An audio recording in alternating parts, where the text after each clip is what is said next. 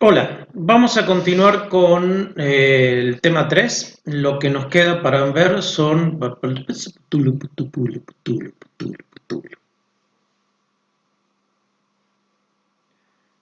Hola, continuamos con el desarrollo de tema 3 y lo que nos queda para ver es la continuación de los problemas que se encuentran al final del manual y vamos a seguir con la explicación del problema 7.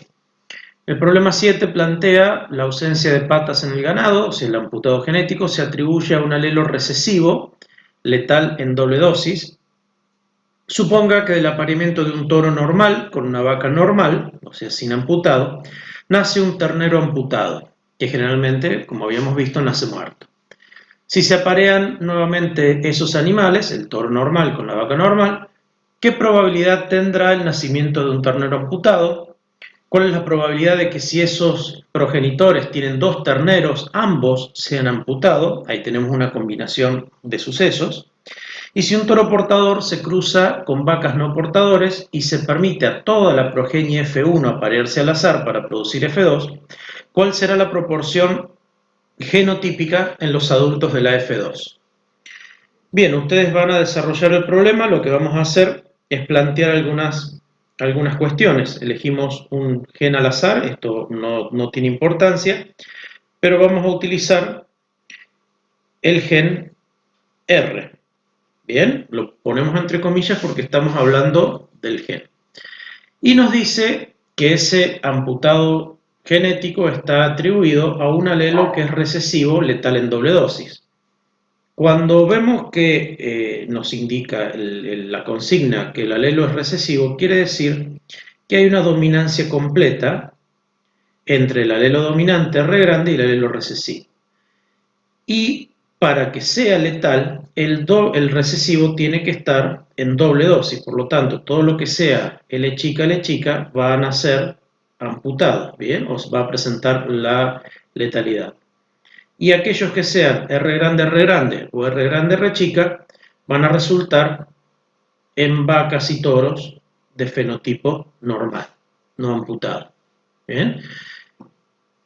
El primer cruzamiento lo que plantea es un toro normal, un macho normal, por una hembra que es normal también. ¿Por qué pongo R grande raya? Porque no tengo todavía información para saber qué hay en el otro alelo. ¿Bien? Lo que sé es que son normales, entonces por lo menos van a tener una R grande.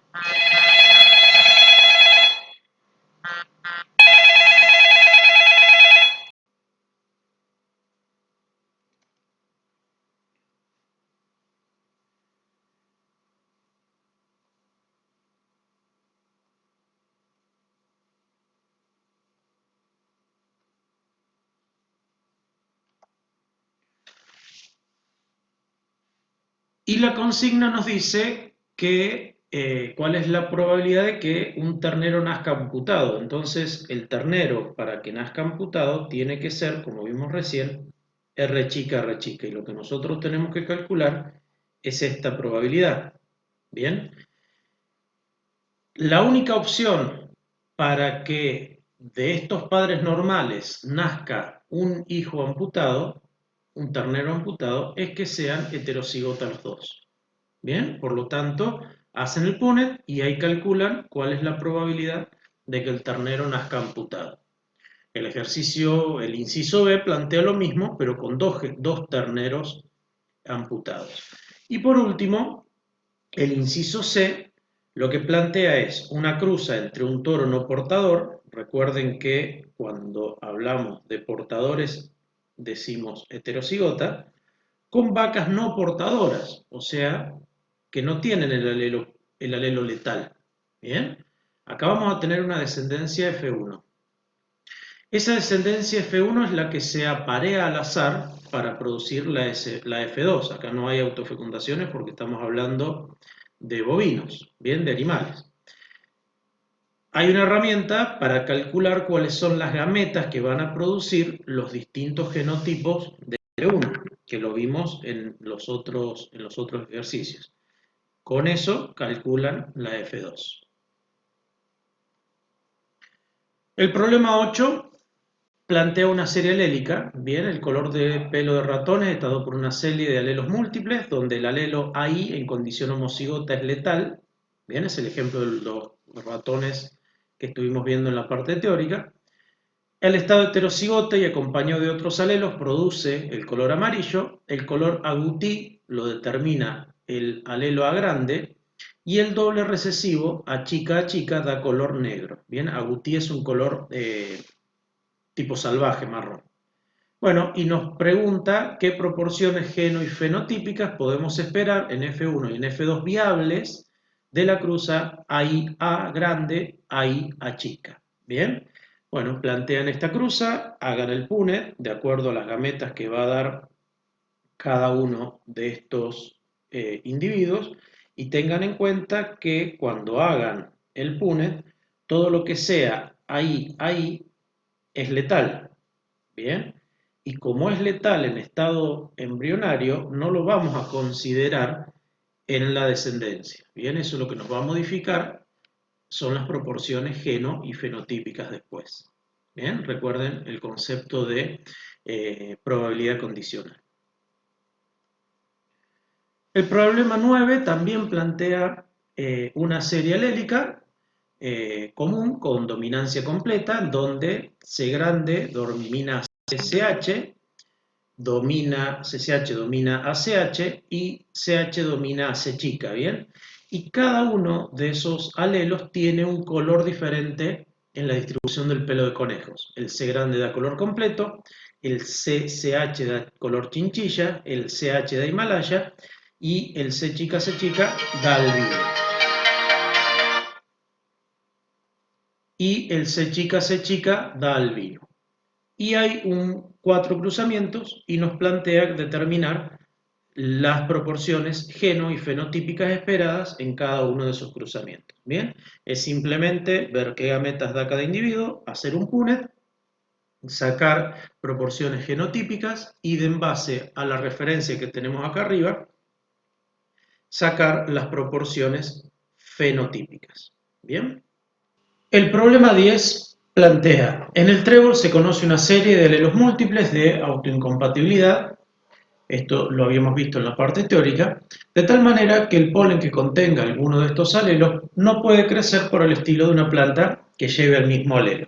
Bien, entonces tenemos una serie de 4 alelos, S1, S2, S3 y S4. Fíjense que la nomenclatura es con un número subíndice, bien, por lo tanto estamos ante una acción génica de codominancia. La pregunta es, ¿qué proporción genotípica podemos esperar de los embriones o en los embriones y endosperma de los siguientes cruzamientos? Bien, acá hay que tener en cuenta de que vamos a tener progenitores masculinos y femeninos, bien, porque tenemos que completar los genotipos de los embriones y el endosperma. Veamos el primer ejemplo, el inciso A. Lo que por ahí conviene hacer para darnos cuenta fácil es dibujar rudimentariamente un gineceo y escribir dentro las gametas que puede dar el progenitor femenino. ¿Bien? ¿En qué proporción van a estar? Bueno, como es un heterocigota, las gametas van a estar en un medio de cada una. ¿Y cuáles son los granos de polen que va a dar el progenitor masculino? S1 y S3. ¿En qué proporciones? También un medio de cada una. Veamos qué pasa cuando un grano de polen de S1 llega, a el gineceo, ¿bien? O al estigma. Estas células, ¿se acuerdan que habíamos dicho que son células somáticas? Van a tener los dos alelos, S1 y S2. Como S1 encuentra al S1 del progenitor femenino, esta gameta no va a fecundar. ¿Bien? ¿Qué pasa con S3? S3 llega al estigma, no encuentra ningún tipo de autoincompatibilidad, por lo tanto el tubo polínico va a fecundar a la gameta que lleva F1 y va a fecundar a la gameta que lleva S2. Bien, perdón, S1 y S2. Por lo tanto, las proporciones en la fecundación se van a modificar porque este medio no está más. ¿Bien? Por lo tanto, nos va a quedar como gameta del progenitor masculino solamente S3. ¿Bien? ¿Cuáles van a ser los embriones que se formen entonces? Bueno, van a ser un medio de S1, S3 y un medio de S2, S3. Estos son los embriones. Por otro lado, el problema nos plantea también los endospermas. Recordemos que el endosperma está formado por las células medias del progenitor femenino y el otro núcleo espermático del grano de polen. Por lo tanto, el endosperma que corresponde a este embrión va a ser S1, S1, S3 y el que corresponde a este progenitor será S2, S2, S3. ¿Bien? Así completan con el resto de los ejemplos. El problema 11 dice, un matrimonio, A grande A chica por A grande A chica, tiene 5 hijos. Bien, recuerden que es una combinación de sucesos, es el mismo ejemplo que vimos en la parte teórica. La pregunta es, ¿cuál es la probabilidad de que 3 sean dominantes, o sea, grande raya, y 2 recesivos? ¿Cuál es la probabilidad de que todos sean A chica chica, o sea, recesivos? Para responder esas dos preguntas, hay una herramienta que estuvimos viendo, que es la herramienta combinatoria. Recuerden que se resuelve como combinatoria de n tomado W por P elevado a la n por Q elevado a la n menos W. En este caso n serán los 5 hijos. W serán los tomados de un fenotipo o del otro, la probabilidad de un fenotipo y la probabilidad del otro fenotipo. Por lo tanto, lo que hay que hacer es desarrollar con un Punnett este cruzamiento, ¿bien? Y ver qué obtenemos. En la pregunta C es teórica, ¿cuál es la suma de todas las probabilidades? Y el inciso D plantee probabilidades para diferentes tipos y cantidad de hijos, ¿bien? Cambien el número de hijos de la familia, usen otro número distinto, pueden cambiar los genotipos del matrimonio, ¿bien? Como para que vayan practicando. El problema 12 dice, en el ganado Ayrshire, que es ese que está en la foto, la punta de la oreja escotada, o sea, tiene una muesca en la oreja, está determinado por un alelo dominante E grande. En la genealogía adjunta, determine qué proporción de la progenie de los siguientes cruzamientos tendrá oreja escotada. ¿Bien? Y hay 4 cruzamientos que son los que hay que resolver. Antes de resolver esos cruzamientos, lo ideal sería completar la genealogía, ¿bien? Para poder conocer el genotipo de esos individuos. Recordemos que dijimos que siempre antes de empezar una genealogía, lo primero que tenemos que hacer es numerar, porque fíjense que los cruzamientos están planteados con una coordenada, ¿bien? Una numeración. Entonces, para numerar una genealogía, lo primero que tenemos que hacer es nombrar con números romanos a las generaciones, que en este caso vamos a tener 3, y luego, dentro de cada generación, el número de individuos. 1 y 2 para la primera, 1, 2, 3, 4, 5 y 6 para la segunda, 1, 2, 3, 4 y 5 para la tercera. Bien.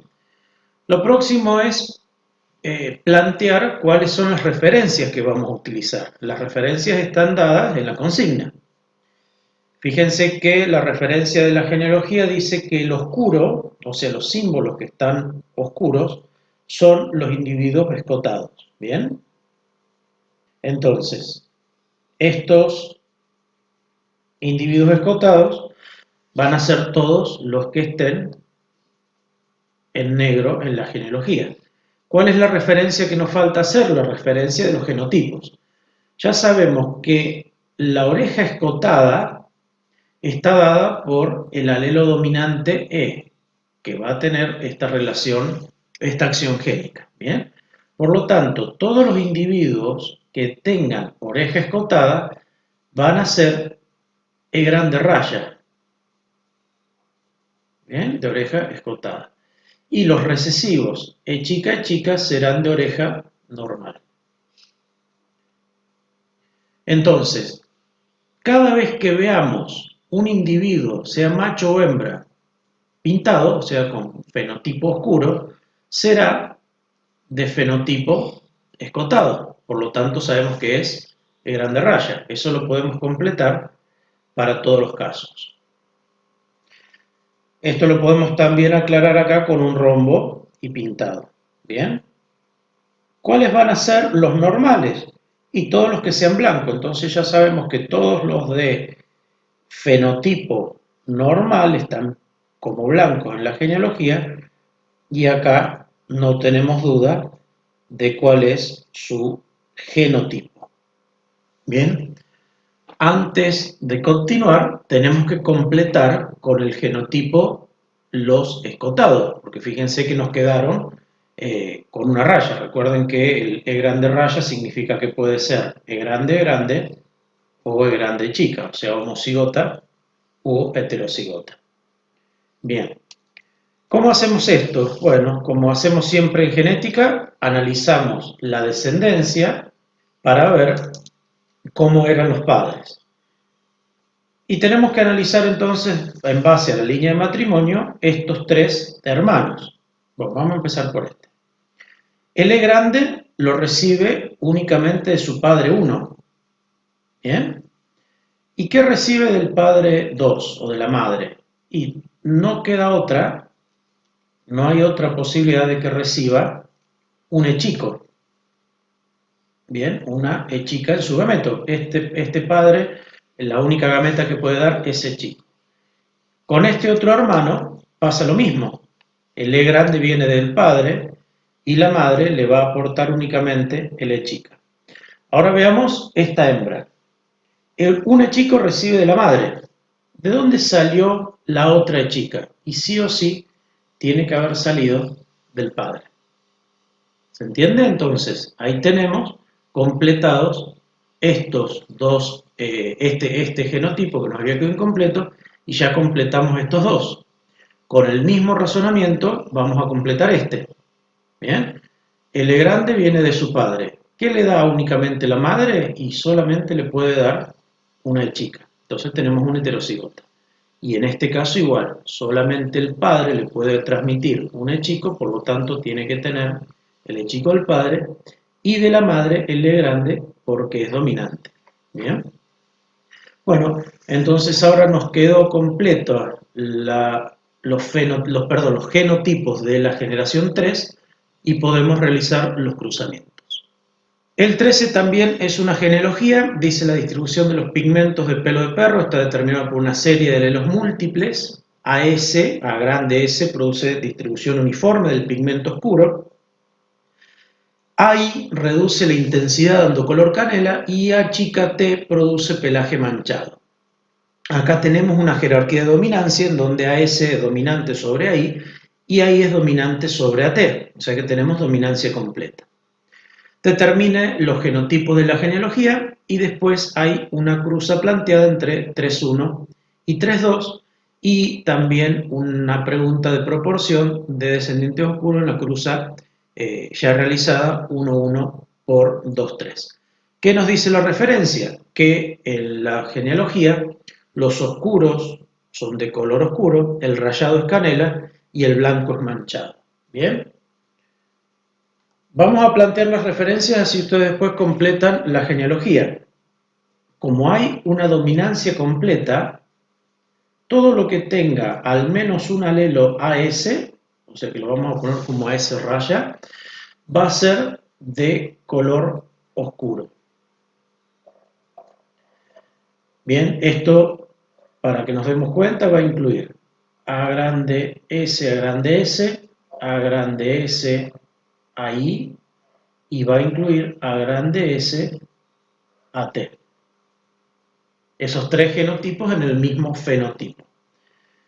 ¿Qué sigue? Que todo lo que tenga ahí raya, sin tener una grande, va a ser de color canela. Entonces acá vamos a tener los genotipos ahí y ahí AT. Y por último, los AT-AT que van a ser de color manchado. Fíjense que en el fenotipo oscuro tenemos tres genotipos. En el canela tenemos dos genotipos posibles. Pero cada vez que veamos un animal manchado, hay un solo genotipo posible. Y esa es la clave por donde tenemos que empezar a analizar la genealogía. Y después el mismo procedimiento que recién. Analizamos los hijos para saber cómo serán los padres. Recuerden, antes de empezar a analizar, numerar la genealogía. Y así sucesivamente. Bien, vamos al último problema que trata de probabilidad. Dicen, en el experimento de Mendel, donde cruzó plantas con cotiledones amarillos por plantas de cotiledones verdes, se observa una F2 de 6022 con cotiledones amarillos y 2001 con cotiledones verdes.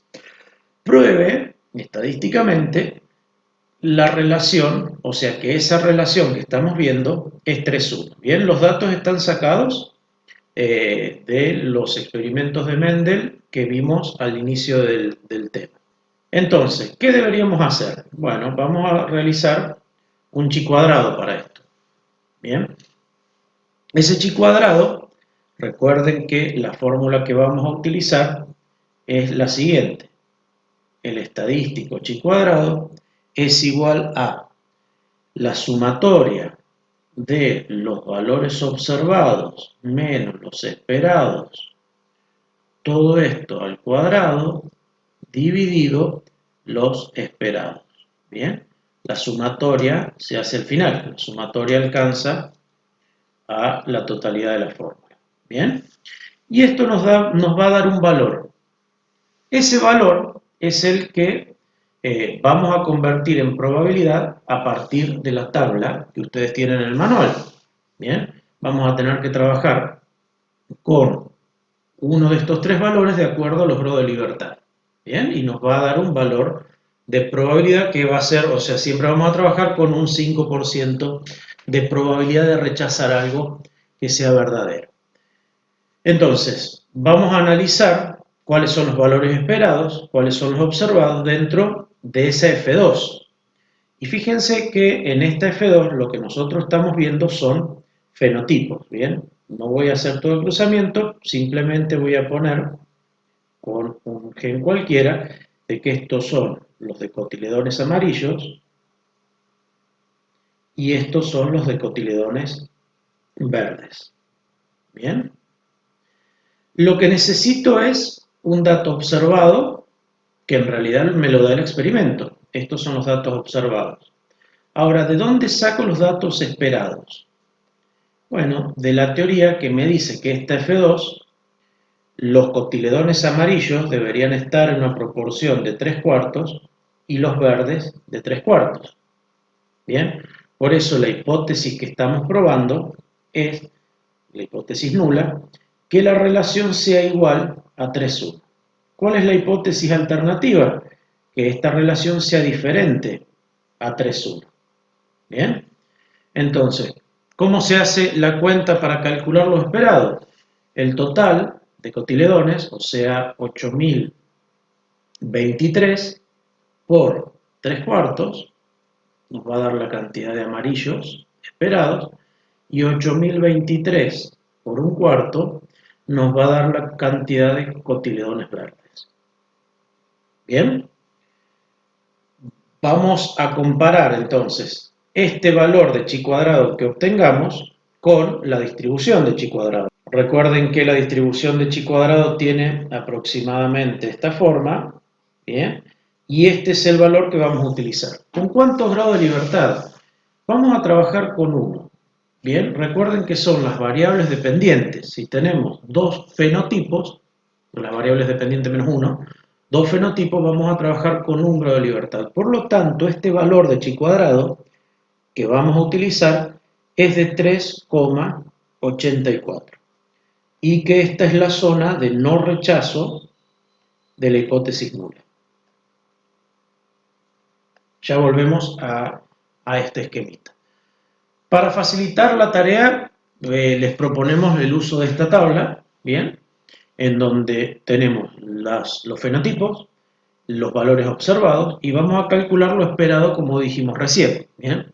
Lo esperado de amarillo serían 6.017,25 y de verdes 2.005,75. Si hicimos las cuentas bien, cuando sumemos esto nos tiene que dar 8.023. ¿Bien? Fíjense que lo esperado, como es un valor teórico, puede ir con una coma. Bien, no es que dividimos un grano en 3/4 o 1/4, simplemente que como es un valor teórico, podemos usar la coma. Observado menos esperado, esto menos esto. Y tengan en cuenta que si hicimos las cosas bien, esa columna nos tiene que sumar 0. Elevamos al cuadrado ese valor y por último dividimos sobre lo esperado, o sea, sobre este valor de vuelta, y por último la sumatoria final. Y acá lo que tenemos es la fórmula que habíamos visto recién. Entonces, este es el valor de chi cuadrado calculado. ¿Qué vamos a hacer? Lo vamos a comparar con el chi cuadrado de tabla. El chi cuadrado calculado nos dio muy cerquita de por acá. Bien, cae en la zona de no rechazo, por lo tanto, la conclusión es que hay evidencia estadística para afirmar que la relación 3,1 se cumple. Bien, esto lo pueden practicar con los otros caracteres de Mendel utilizando otros valores, los valores observados que están en la tabla. Bien, en la tabla que está al inicio del teórico. Bueno, eso es todo por el tema 3. Cualquier duda o consulta, usamos los medios de comunicación del CIAT. Muchas gracias.